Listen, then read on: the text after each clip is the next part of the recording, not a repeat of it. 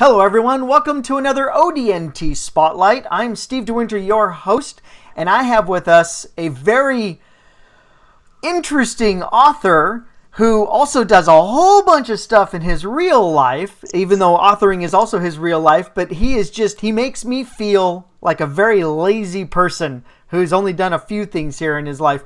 But we have with us W.C. Hoffman, and he is here to talk about his Twins of Prey series, starting with the first novel that came out, Twins of Prey, which is already out, Twins of Prey 2, Homecoming, which is also out, and he is currently working on Twins of Prey 3, Ascension, and he is also not just satisfied with working on his series here, he also has a short story that he wrote that you can get for free, and we will talk to him also about how to do that. So let's go ahead and switch on over, and let's meet him. Hello, Bill. Welcome to ODNT, where we shine the spotlight on you. Hey, thanks, Steve. Hey, thank you very, very much for agreeing to be on the show. It's great to have you. Well, I would say thanks to you for agreeing to have me, since I'm the one that reached out to you as a fan. Well, hey, excellent. Either way, man, it's so great to have you here, and you just, the life that you have led already just blows me away. You know, we look at the list here of things. Well, I have an obsessive personality, and if I get a hobby or become involved in a group, I'm going to become the leader. And I'm going to give it 100% of my attention effort. So, and a lot of the things I've done in my life are things that don't go away. For example, I'm sure we might talk about magic. Well, I am a magician. Now, I haven't done a magic show in maybe 18 months, but you know what? That doesn't make me not a magician anymore. Right, exactly. You still can do it. Exactly. It's always with you. Right. And I do a lot of magic for friends and family and people at work, but just not full big setup shows and routines and whatnot. So those skills are always there. And then you're able to draw from all these different varied skill sets that you've developed for your stories as well. So let's ask you about the Twins of Prey. Tell me about this story.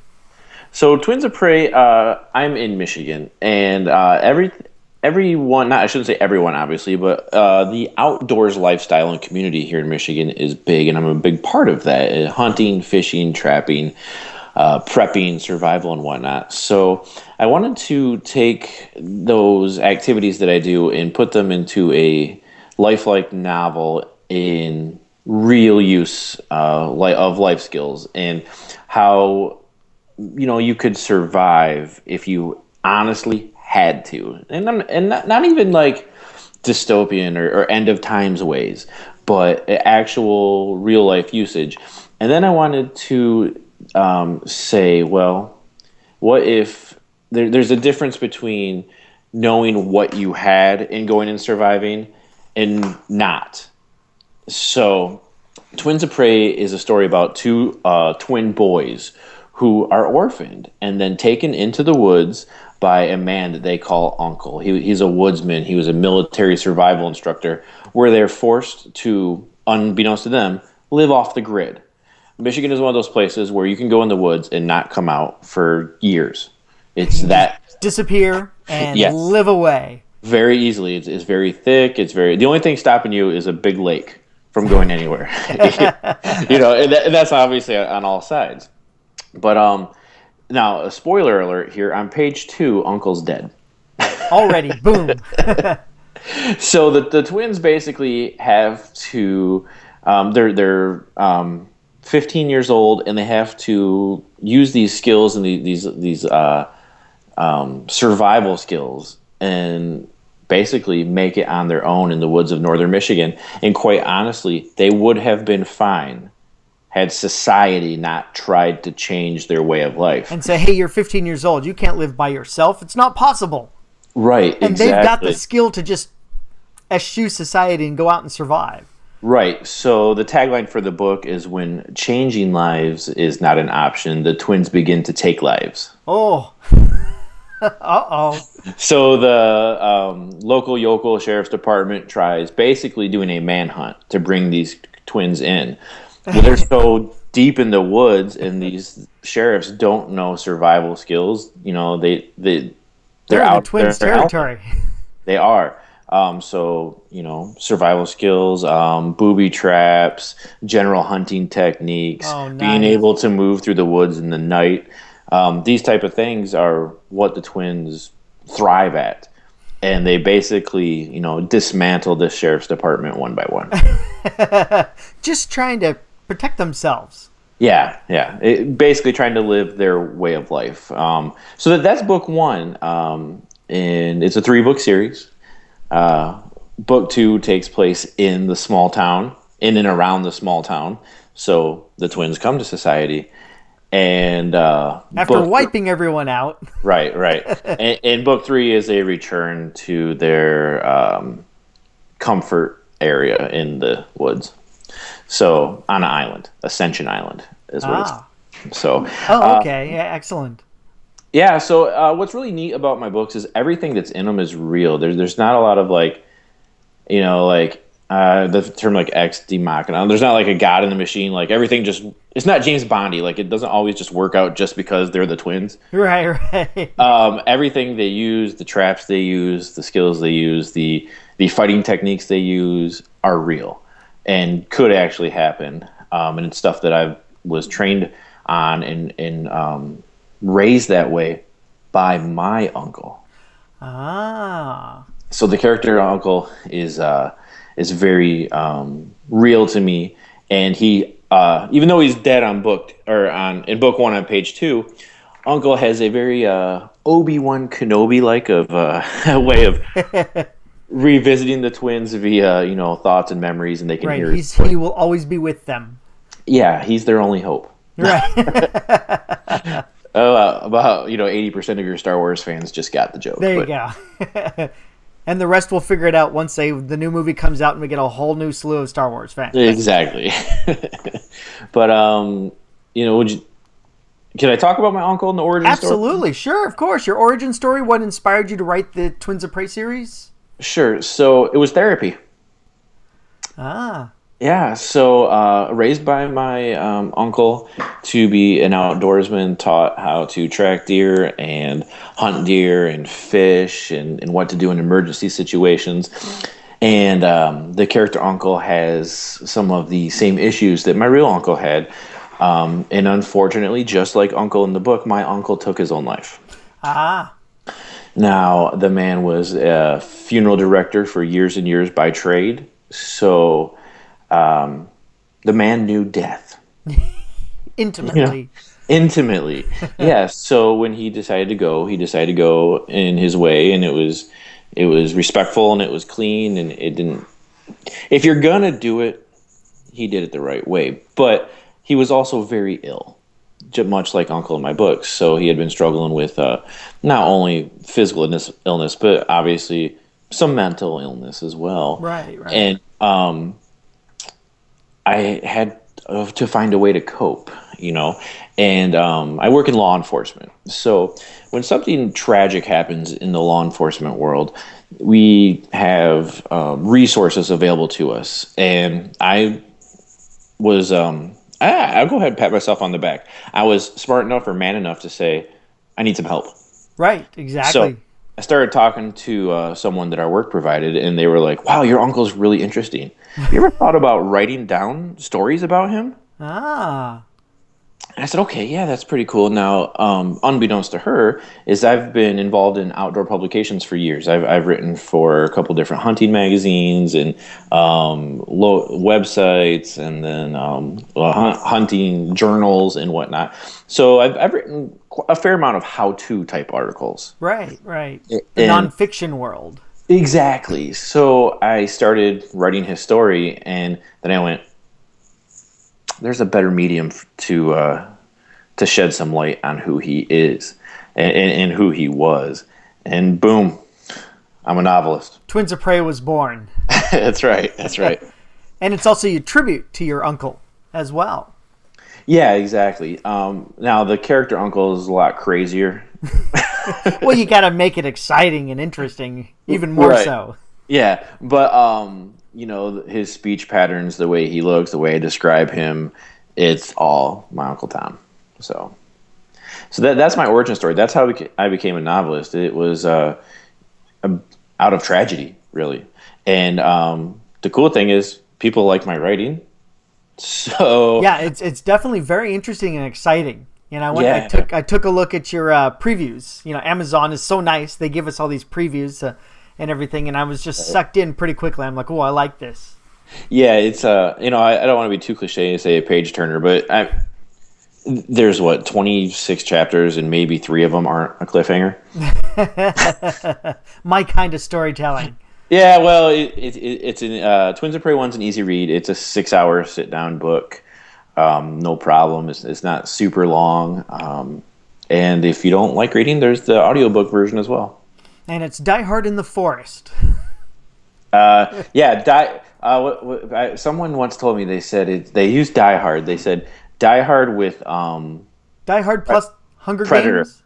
Predator. Predator. Ah, yes. Yeah, that's what it was. Yeah, Uh-huh. 'cause the twins understand camouflage and moving through the woods and all that. So, yeah, it's been a lot of fun. And Twins of Prey 3 is almost done. Oh, excellent. I hit the 80% mark on it last night. So Very nice, very nice. So when can we expect that? I'm sure people are clamoring for it. I would think probably edited and ready to go probably around Christmas. Oh, wow. Very nice. Christmas of this year. Oh yeah. So 2 months from now. Yeah, right now I'm hitting, my 2,500-ish words, every day or two. So Excellent. Excellent. So you're keeping up a good pace for it. yeah. And I was peeking around on your websites and everything and saw that you had lost the notes to 3 Yeah, I posted that on in Facebook. the move. Yeah, so we moved to a new home in March, right? And I don't have, there's a lot of different tools available to writers, and I use none of them. So literally 2 pieces of paper hold my entire outline usually. And the reason I do that is it's mobile and I always have it with me. I should upgrade to a notebook, but You can get an iPad mini. There you go. Small enough. yeah, something, something like that. But we moved, and I mean, it was probably March till maybe August that I still worked on the story, but I didn't actively write the book because I was like, they're gonna show up. I didn't throw them away, and that's what happened. They showed up. Found them cleaning. Imagine that. So back writing at a furious pace to catch up, and that's an open apology to all my dozens. I would say hundreds, but let's be real. My dozens of fans who write dozens of emails a week. But When's the next one? And well, that happens when you're a cliffhanger writer. Yes, and it sounds like if every chapter ends in a cliffhanger, is the end of your book also ending in a cliffhanger? Oh yeah, yeah, A major cliffhanger because you've just ratcheted it up. big time. Excellent. Almost poorly, but I don't care. I'm a fan of cliffhangers. People always say, I hate cliffhangers, but there's only one reason they hate it is because they can't find out what happens next right away. Right. Cliffhangers are great. I love them. I love them in my television shows. I like them in my movies. I love them in my books. I love them. Yeah, and I think I'm the same way. And I write from a third person camera floating above the action type style, where because I'm not like classically trained writer, I guess I don't know. It's called third person limited. There you go. Yeah. So basically, I see Twins of Prey the movie happening on my TV screen, and I write what I'm seeing. Excellent.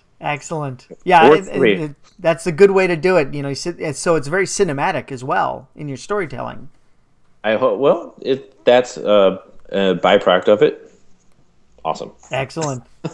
So you've got Twins of 3 scheduled to come out hopefully in December.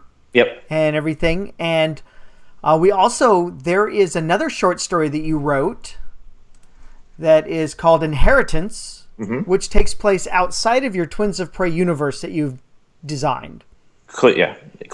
Yeah, completely. But this being a short story, it sounds very interesting. people can get this for free, how do they do that? Right. So, if they go to my website, which is wchoffman.com, You see that both floating below his picture there, and I also have it in the description down below the video. Right. So, what's really important to authors is creating their own platform and having their own way to reach out to people, other than just publishing a book and throwing it on Amazon and the other sites. So, and the best way to do that, for as well as I know, is through an email list, and it gives me direct contact to my readers. It lets me, obviously it lets me advertise to them, but also lets me kind of let them on the inside on a lot of things. I do like special promos, discounts, and stuff like that. I'll do a Black Friday sale. Oh, very nice. These are the type of stuff that I only announce through my list. And when you sign up for my list, the way the system works is it will, after you confirm, it'll send you to a page where my short story Inheritance is available to you, my email signups, which I call Twins. Oh, nice. So clever, huh? So anyway, Inheritance is available to my Twins for absolutely free. Now, the way it works is that the EPUB file is there, the Mobi file is there. So no matter what e-reader you have, and I also just post the PDF there. So if you want to read it right there on the webpage, it's there for you. Inheritance has a cool origin story as well. Well, before you tell us the origin story, tell us what Inheritance is about. Sure. It's earlier we said what Twins of Prey was Predator meets Die Hards. Right, exactly. So what's our high concept Hollywood?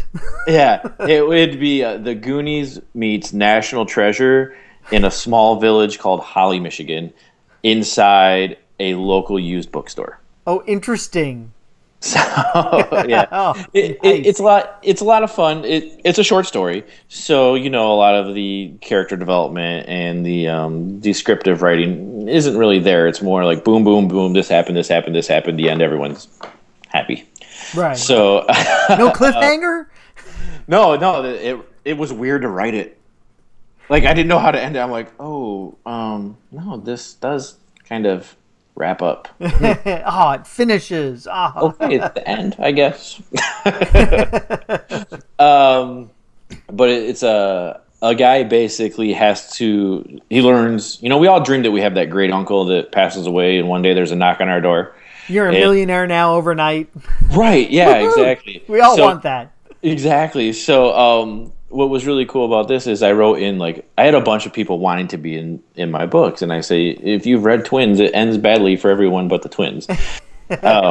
So I'll write you into something else. That being said, I've put a ton of friends in Twins, but you've killed them all off. Oh yeah, there's a couple people that I wanted to include, so I threw them in Inheritance, which was a lot of fun. But basically, for the main character Paul, there's a rap, and a tap, tap, tap at his door, and some weird short lady who talks funny, that's what she does in real life, shows up and basically says, you have an inheritance, but you have to go on an adventure to earn it.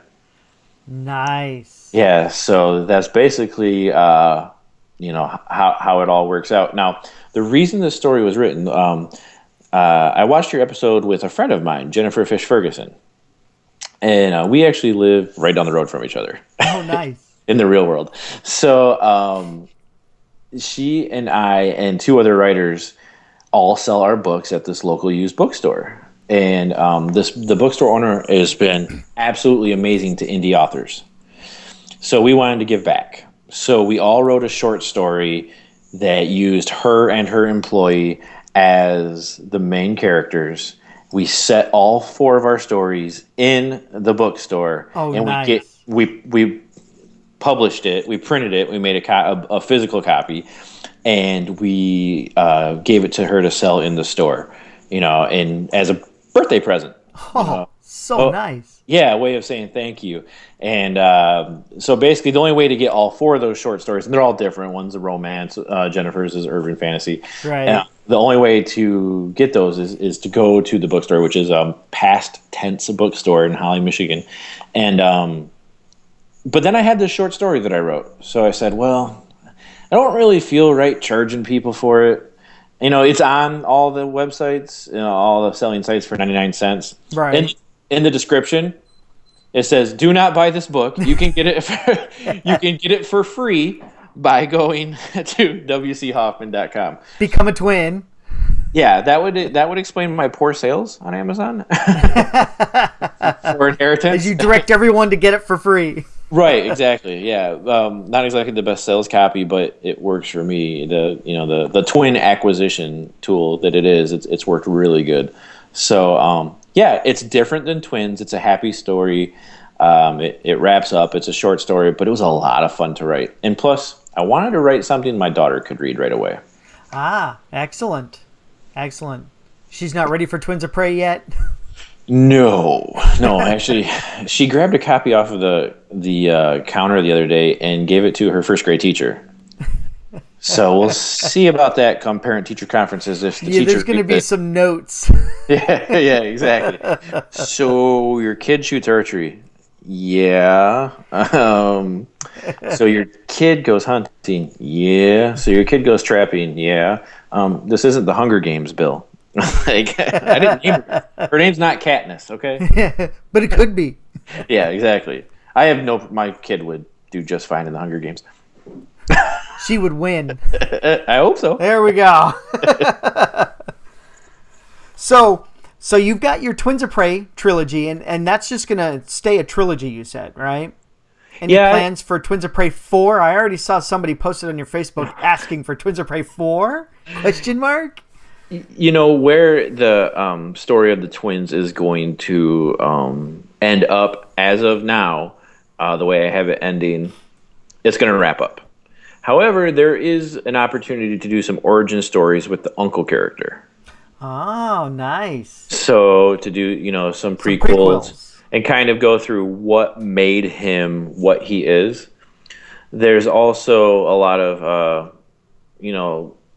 minimalist foreshadowing in Twins of Prey 1 about the character of Uncle and basically the sheriff, the main antagonist who's hunting the boys. So there's mentions that they know each other and they dealt with each other, but it's not really right. So there's a story there that you could someday go back to. Definitely, 100%. And create more twins email list fodder. Yeah, exactly. That won't be what I'm writing next because I already have my next thing planned out. Exactly, and that was my next question. So, Twins of Prey 3 is done, and you wrote Inheritance because you wanted something your daughter could read, which leads me to my next question. What is next from the great W.C. Hoffman? So, being a novelist, being an outdoor writer, a magician, the most important thing of all those is I'm a daddy. And I wanted to have something that, my daughter gave her teacher the book, but I want to give everyone in her class a book. Right. So I wrote a children's book. Nice. Now, this children's book is called 5 Goodnight Kisses, and it wasn't very hard to write because it's the exact routine I go through every night when I put them to bed. Aha. So again, calling from your life to create a great story. Hey, write what you know. Exactly. And you know a lot. So, every night, it started with when she was smaller, say, hey, give me a kiss goodnight. And I would say, give me 5 goodnight kisses. And they evolved from a kiss on the lips and rubbing nose together, then doing cheeks and then foreheads. And there's this whole thing that we go through. And now sometimes we can go through it. It's like a secret handshake. We don't even, just... and yeah. So, but there was a story there, about going through that and why each kiss is special. And there's even, some jokes that we tell and how she'll try to get 5 out of me, then 5 out of my wife, and then 5 from little brother. And, she's hoarding kisses. Right. So I wrote this little story and it's, 3-4 sentences per page. And then I'm like, now what? So I've gone through 3 or 4 artists who I like their work, but I didn't like the work ethic. You know, Ah, so now I honestly believe I've found the perfect match. We get along. We see eye to eye. She's I've liked the art she's returned so far, and what I've learned is because I went to a few friends who were really good artists, but drawing people is hard because they had to look the same on every page. right. Yeah. You know, the one artist I said, can we make them bears? Can we make them caribou? Can we make them aliens? I don't care. Can we make them something else? And I said, no, they're me and her. Right. You Right. know, This is your immortalization of this process that you have, because when she's grown up and gone to college, you'll always have this. exactly. Yeah, it's my uncle didn't leave us anything but memories as a legacy, so I created twins in his honor. My kids won't have that problem. Right. So yeah, 5 goodnight kisses. No expected completion date on that. Right. It's Well, just you're working with an illustrator, and so that's going to take some time. But you yep, found somebody that won't take as much time as the others. that's the key. Yeah, and that's been fun too. I really like researching. I like to get into stuff as far as like businesses and like, okay, so I'm gonna write a book. How do I sell it? And that's it led me to Kindle, and it led me to all these avenues, and I get to do that all over again with the children's book because that's a whole different market. But honestly, I don't really care if I sell that many of them. I have no plans to write another one, so it's not like I'm gonna go do school tours. I'll probably be in her class. You know what? It's gonna do much what magic does for me. Friends and family, and then my daughter's classroom are gonna love it. Right. Exactly. Yeah. And what's nice is that Amazon has created their Kindle Right. format specifically for doing illustrated books, so that you have control over the page. Yeah, it's gonna be like I said. I haven't even got into digitally laying it out yet. So again, more bells and whistles and stuff. I'm gonna have to learn how to play with. But I have checked out like some of the more like the graphic novels and some of the other kids' books, Right. and it works good on the medium. I mean, there is something to be said for a physical good night book. I'd love it if it replaced Good Night Moon It could. It could. as the updated family classic. That would be amazing. But you know, it has potential. It sounds like it does. And so you draw a lot from your life and everything that you know and that you do and you have experience in. But when you sit down to write a story, do you just sit down at the blank page and write, or do you actually outline your stories? Because you mentioned earlier for the third one, you had your one-page outline. Right. So what I basically do is, excuse me, I'm sorry. I have two pieces of paper. One is usually an idea list or like a hit list of.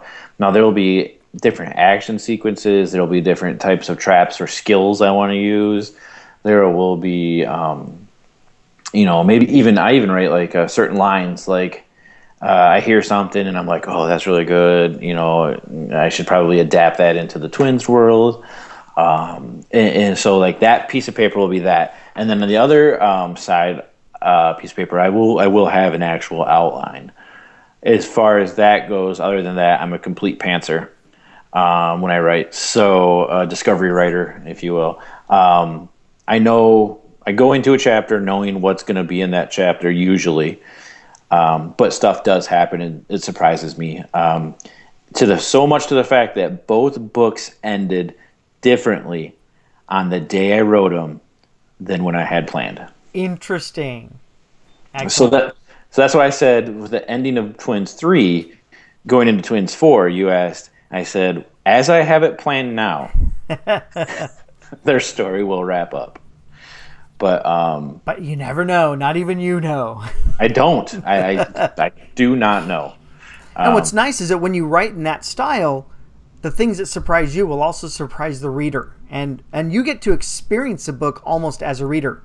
Yeah, it's which is great. It's very entertaining to write my books because I know if I go, holy crap, or sometimes I think there's, where did that come from? And then I know it's a winner. It's Nice. a keep. Yep. Excellent. Well, I have hit all of the points that I had for what we were going to chat about. So before we close down the interview, is there anything else that you would like people who are watching this, or those who are your current readers, your twins, your potential readers, anything you'd like them to know? Sure. Okay.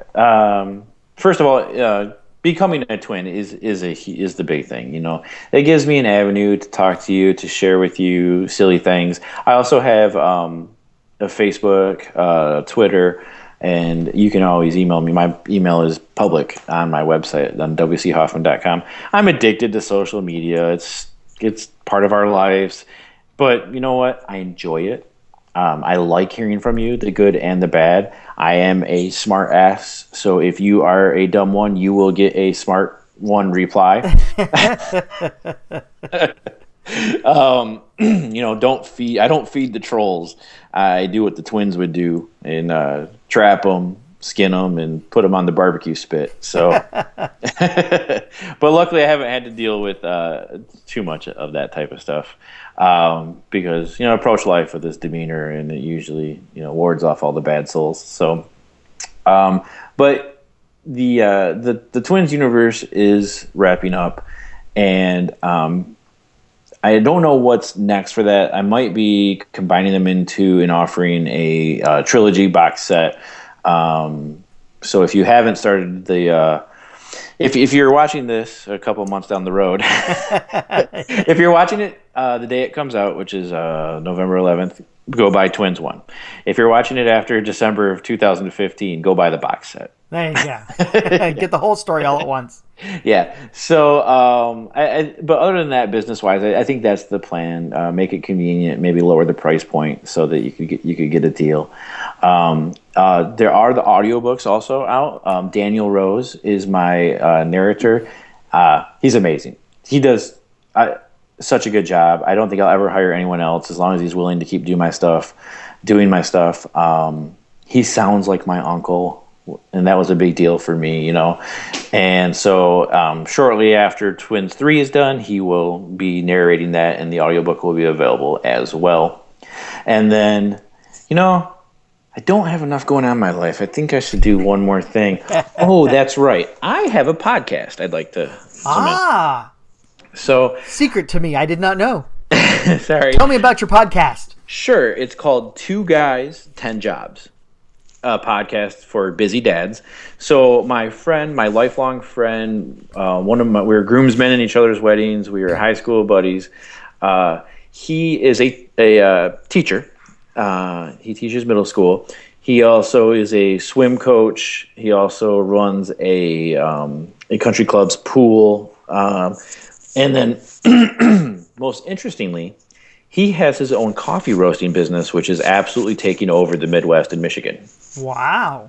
So they provide, they provide high quality coffees and they roast it to your satisfaction, and they do shipping, and they're in all kinds of higher end niche restaurants. But so we were like, man, we have a lot of jobs, and we're both like to talk. If you haven't guessed that so far, so we started this podcast called 2 Guys, 10 Jobs. Wow. A podcast for busy dads. And if you want to check that out, it's available where all podcasts are. Now, I would guess someone watching your YouTube channel understands or knows what a podcast is, but just in case for my twins that I'm going to send this episode out to, or, my family, a podcast is basically an internet radio show that streams directly either through the computer or right to your phone. So you can go to the number 2, so 2 Guys, 10 Jobs.com. And all our episodes are listed there. And also, if you have an iPhone, you can subscribe through the podcast app, or if you're an Android user, the best app is called Stitcher. If you search podcast on your phone, it'll come up. So, and basically, we just take random topics and we go. And it is an avenue to promote our businesses, but we ended up talking very little about that. Because it's when you get in your mid 30s or a little bit older, when do you see your close friends? I mean, never. You see them at weddings and funerals, right? Right. So I'm lucky enough to have an avenue that forces me to sit down for an hour a week with my best friend. That is so incredibly awesome. Yeah, it's a class reunion every week. And we're lucky enough that we don't live that far apart, but we do record them in person, and it's just it's a lot of fun. He has a classroom and stuff to worry about. I'm a smartass and don't have anyone to answer to, so it works really good. Our dynamic is really tight, and there's 25 episodes. They range from 20 minutes to we just did one on our favorite comedians, and that lasted an hour because I would never shut up. There you go. So yeah, check out wchoffman.com and also 2guys10jobs.com. Yeah, so I have, for those of you who are watching this embedded in another website, just click the little button down there that says watch on YouTube. And in the description, I have links for everything for W.C. Hoffman. I've got his books on Amazon. I've got his website, his Facebook, his Twitter, his Goodreads, and now his podcast. Awesome. So it's all there. So you can just scroll down to the bottom of the description, and there's everything right there for you to click on. And you don't have to try to furiously write it down and go, what was that again? What was that again? And just it's all in right case, there for you. Yeah, just in case you're not an Amazon user, my books are wide.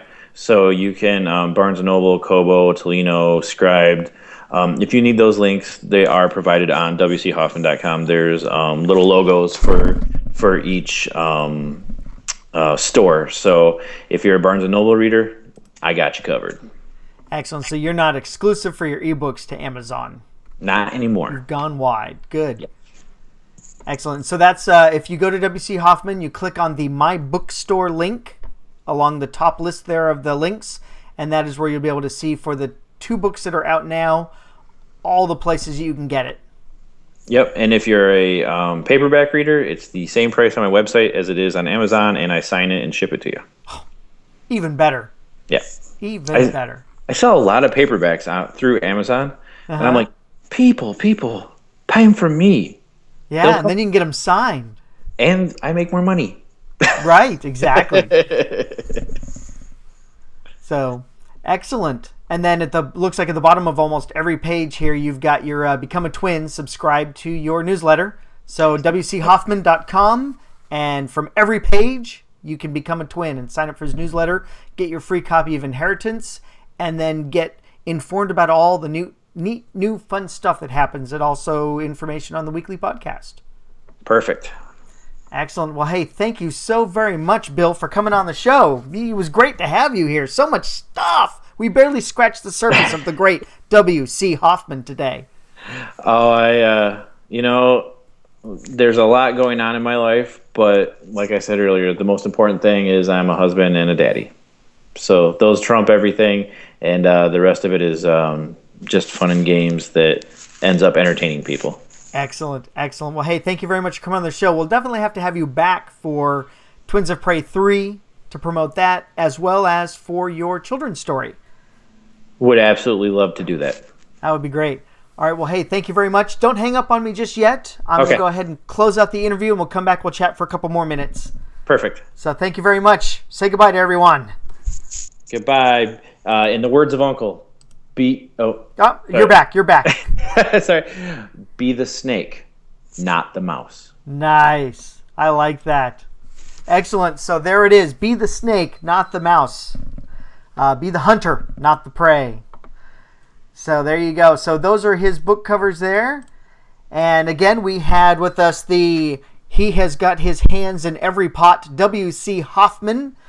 And definitely go check out his website and sign up for his newsletter. It's free, and then you get a free book to boot.